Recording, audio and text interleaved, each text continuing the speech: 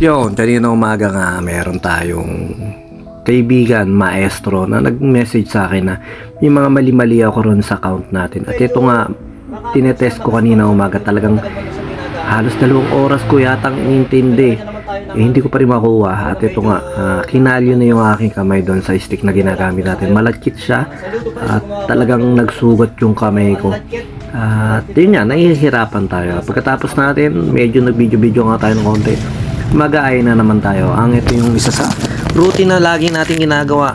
Pero namahinga rin ako dyan ng mga ilang panahon. At saka yun, maraming salamat sa mga kaibigan natin, sa mga maestro natin, na minsan nagko-correct sa atin. Lahat naman, hindi rin naman talaga natin alam lahat tungkol sa drums. At maraming salamat sa mga ganong suggestion, dahil once na naitama nila yung mga mali na nagagawa natin, mas malayo pa o mas marami pa tayong maaaring maituro sa mga kapwa natin drummer at marami pa tayong ma-share. Eto nga, nandiyan na tayo sa na ginagawa lang naman natin yan, tumatambay lang naman tayo dyan, nagpapa-aircon lang naman tayo dyan.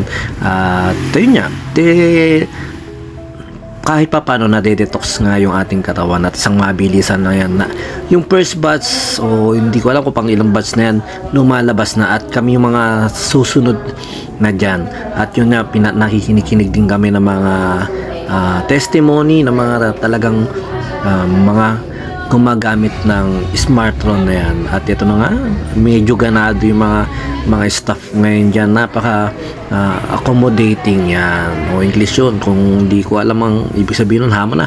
Basta yan, nakaupo na kami at syempre may mga program o step by step din ginagawa dyan yung mga staff natin. Chinecheck ko yung mga first timer at saka syempre yung mga regular, at saka syempre binubuhay din nila yung diwa syempre ng mga umatin yan, bawal lang tutulog-tulog dyan. At saka yun, syempre nag-monitor nga si Ma'am Marjorie, isa sa mga staff dyan na mabait at saka magagandang mga staff dyan sa Aina Baliwag.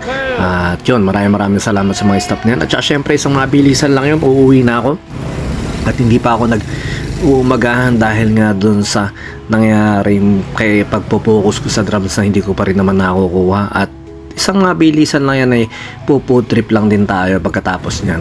Doon na rin tayo pumutrip sa Baliwag. Kaya ang in-order ko talagang alam kong magugustuhan ko. Yung tawag doon, bopis at saka isang munggo tsaka isang sabaw. Talaga nag-food trip tayo dahil nga gutom na gutom tayo, hindi pa tayo nagmaumagaan, di ba? Sa mabilisan na, masarap din na nga, malapit lang sa kanto ng Chaong. Masarap mga lutuin dyan. Tapos pag uwi ko naman, bili ako ng manay, tapos uwi na ako. Yun lang, maraming salamat sa inyo. Ilang minuto na naman ang buhay nyo, nasayang ko. Sumayin nyo ako kapay, Pampis with you. God bless.